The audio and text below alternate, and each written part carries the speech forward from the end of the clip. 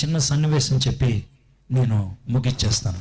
దేవుడిచ్చినటువంటి అవకాశాన్ని జార విడుచుకోకపోతే వచ్చేటువంటి దరిద్ర పరిస్థితి ఏంటో మీకు తెలియడానికి. ఒకసారి ఒక అమ్మాయి, రోజ్లిన్ అనే అమ్మాయి వైజాగ్లో ఉండేది. ఆ అమ్మాయి 3 అబ్బాయిలతో చెడ్డగా తిరిగింది. 2వ బాయ్ ఫ్రెండ్ 2 అబ్బాయిలతో చెడ్డగా జరిగింది. అబార్షన్ కూడా చేయించుకుంది. 3వ బాయ్ ఫ్రెండ్తో తిరుగుతున్నప్పుడు అతను మోసం చేస్తే తట్టుకోలేక ఆత్మహత్య ప్రయత్నాలు చేస్తుంటే వాళ్ళ తమ్ముడే నాతో లింక్ ఇప్పించాడు. అన్న మా అక్కతో మాట్లాడండి అని అంటే మాట్లాడుతూ ఉన్నాను. అమ్మాయి పేరు ఎందుకు చెప్పానంటే, ఇంత కుర్రోడు పేరు ఎందుకు చెప్పలేదంటే, ఆ కుర్రోడు ఇంకా బతిక ఉన్నాడు. ఈ అమ్మాయి పేరు ఎందుకు చెప్పానంటే చచ్చిపోయింది కాబట్టి.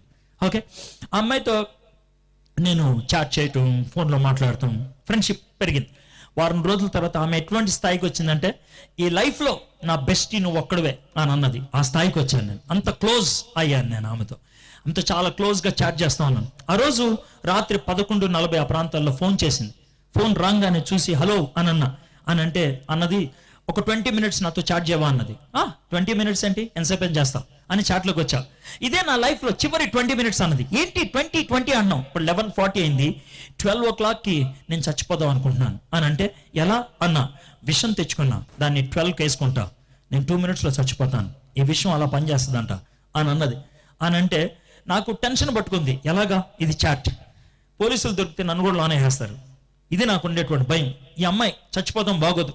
11:57 దాకా మనసులో ప్రార్థన చేస్తాం, ఆమె అడిగే ప్రశ్నలకి జవాబులు చెప్తా ఉన్నా. 11:57కి ఒక సడన్ థాట్ వచ్చింది.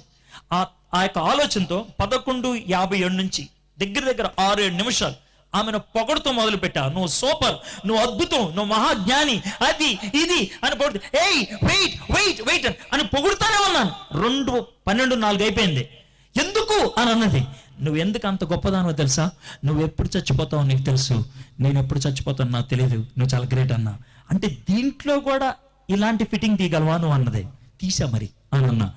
అని అప్పుడు హే టైం 12:04 అయిపోయింది అన్నది. కదా, నువ్వు ఆ మాట చెప్పావు 12 గంటలకి విషయం తీసుకోవాలని, కాబట్టి 12 గంటలకే తీసుకోవాలి, టైం ఉంది, ఆగు అని అంటే ఆగిపోయింది. పాపం టైం దొరికిందిగా నాకు. సువార్ చెప్పడం మొదలు పెట్టాను. 1:15 లోపల సువార్ చెప్పాను నేను. అదే ఫస్ట్ టైం ఓపెన్ అయిపోయాను. నువ్వు యేసు ప్రభు దగ్గర రా అని అన్నా. మెయిన్గా ఆవిడతో చెప్పింది ఏం తెలుసా, ఆవిడేముంటుందంటే, సార్ నేను 3 అబ్బాయిలతో తిరిగాను సార్, 2 అబార్షన్లు చేయించుకున్నాను సార్, ఇంత దరిద్రమైన అమ్మాయిని ఎవడు అంగీకరిస్తారు సార్ అంటే. నీకు విషయం తెలుసా, ఒక అమ్మాయి ఉండేది బైబిల్లో, ఆమె 5గురితో తిరిగి 6వ వాడితో తిరుగుతుంటే ఏసే దగ్గరికి వచ్చింది.